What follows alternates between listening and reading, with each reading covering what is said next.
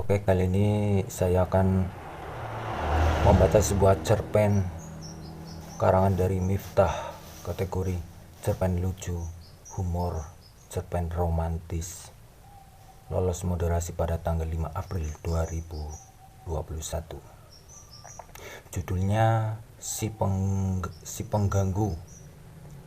Oke teman-teman, kita langsung baca dan simak bersama-sama ya. Di balik jendela kelas yang ditembus cahaya senja, gadisku menatap cemberut berpaling dariku, seolah menganggapku tak pernah ada. Seperti biasa, dia menyendiri saat pulang sekolah menatap langit jingga dan sudah kehilangan sifat periangnya. Setiap hari aku memandanginya di bangku paling depan mencoba menghiburnya, namun sia-sia. Kelas begitu sepi, hanya ada kami berdua. Mungkin baginya dia hanya seorang diri. Seperti biasa, aku mencoba mendekatinya, namun terhenti. Ketika seorang cowok datang dari luar melewati ambang pintu, sesaat gadisku tertegun. Dia adalah mantan pacarnya, seseorang yang membuatnya si gadis jadi pemurung karena dihianati.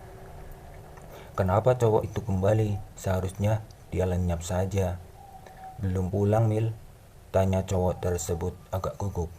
Belum, Dra, jawab Emilia, mengalihkan pandangan keluar jendela.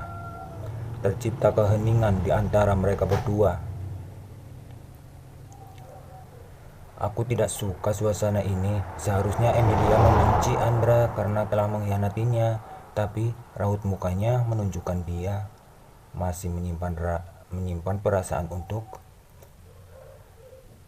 cowok di sampingnya. Begitu jelas ketika dia memainkan rambut saat merasa canggung. Aku ingin bicara. Andra menatap Emilia yang masih terlihat tak peduli. Jika tidak penting, mending pergi saja, balas Emilia. Aku tidak menyalahkanmu jika membenci diriku, setidaknya kau harus tahu kebenaran. Andra menghadap sepenuhnya kepada Emilia.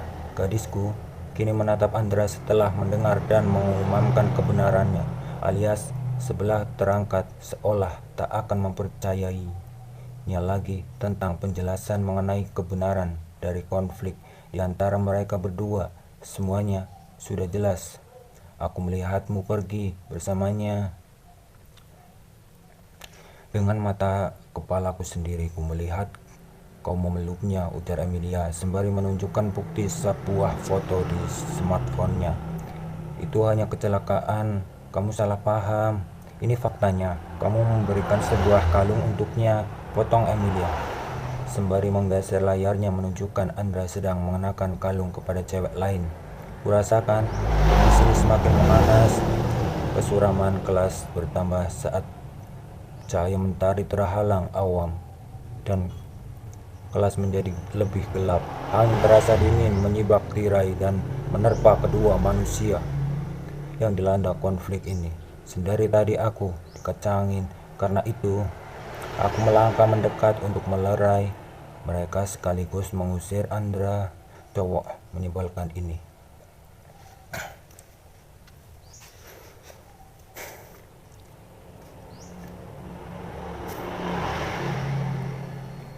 Jangan ganggu, usir Emilia pelan kepadaku.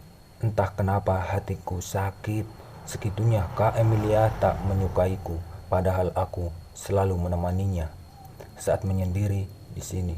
Kenapa dia malah memilih berbicara kepada Andra yang jelas telah menyakitinya? Tidak seperti yang kamu pikirkan. Percayalah padaku, bujuk Andra dengan tatapan memohon. Sebaiknya kau pergi saja. Aku tidak mau mendengar apapun darimu, balas Emilia membuatku senang. Bagus, Emilia mengusirnya, namun sepertinya itu keras kepala dan masih diam di sana. Aku mencoba mendekat untuk mengusir Andra, namun dia malah berontak. Jangan dekat-dekat, pergi sana, usir Andra pelan.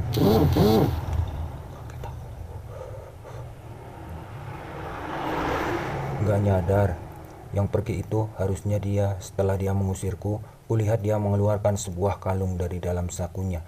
Emilia tertarik karena kalung itu mirip dengan di foto. Sebenarnya aku hanya ingin membeli hadiah, aku tak tahu apa yang kau suka, jadi aku mengajak sahabatmu untuk memilihnya. Apa kau suka kalung ini? Tanya Andra tersenyum.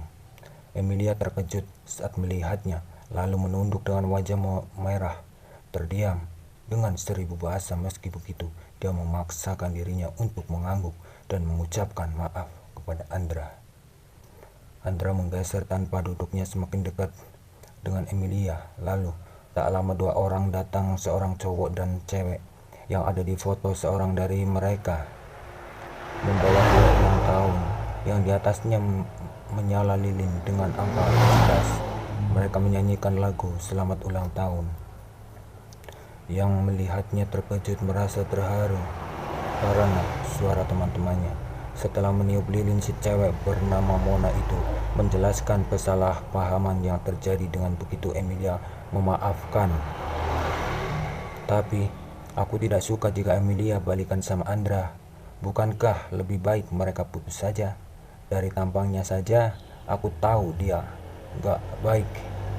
Lebih kesal lagi, mereka tak peduli denganku yang berada di samping Emilia. Kulihat Andra memanas-manasiku dengan merangkul dan mengecup kening Emilia. Sorot matanya begitu licik saat dia menatapku. Boleh aku pakaikan kalung ini padaku? Izin Andra yang dijawab dengan anggukan. Emilia mengikat rambutnya yang sepunggung dan Andra melangkah ke belakangnya. Kulihat kalung itu hendak dikenakan, tapi aku tidak akan membiarkan begitu saja.